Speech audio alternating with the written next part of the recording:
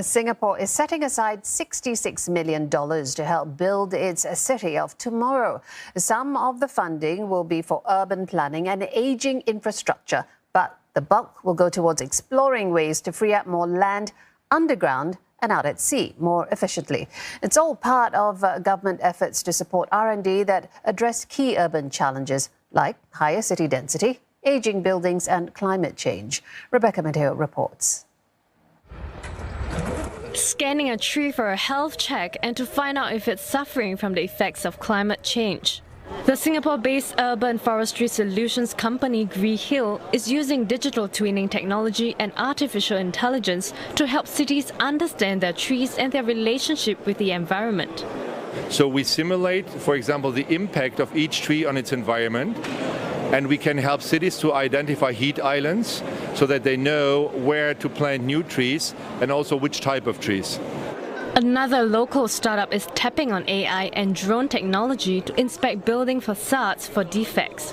H3 Zoom AI says this saves cost, time and manpower and increases productivity by 70%.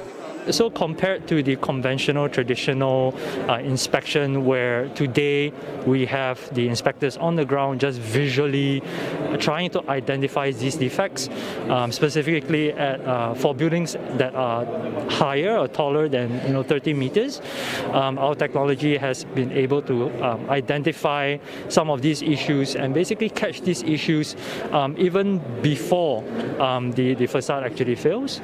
Companies like these can potentially tap into the additional $66 million that the government is allocating to the Cities of Tomorrow R&D program, on top of the $110 million already announced earlier this year.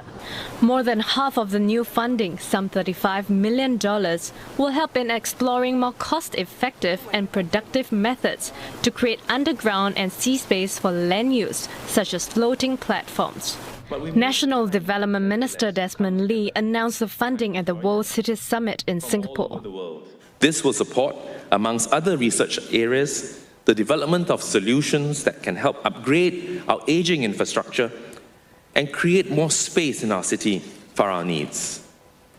We will also develop solutions that use the latest technology, like data analytics and AI, to enable more effective urban planning that can cope with more complexity.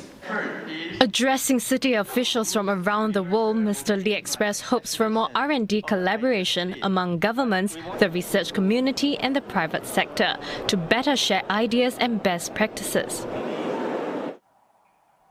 Also at the World Cities Summit, Singapore's Senior Minister Teo Chee Hean says that cities should put in place good planning, think more creatively and stay open to opportunities from around the world. Now, these are some ways, he says, that cities can overcome the dilemmas of choosing between building densely or extending the sprawl, of balancing growth with sustainability and of keeping cities open while fostering cohesion and unity.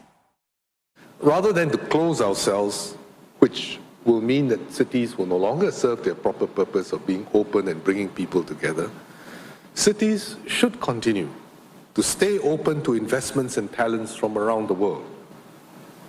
This is key to creating progress, keeping their economies innovative and vibrant, and thereby providing good jobs and better opportunities for their residents and citizens.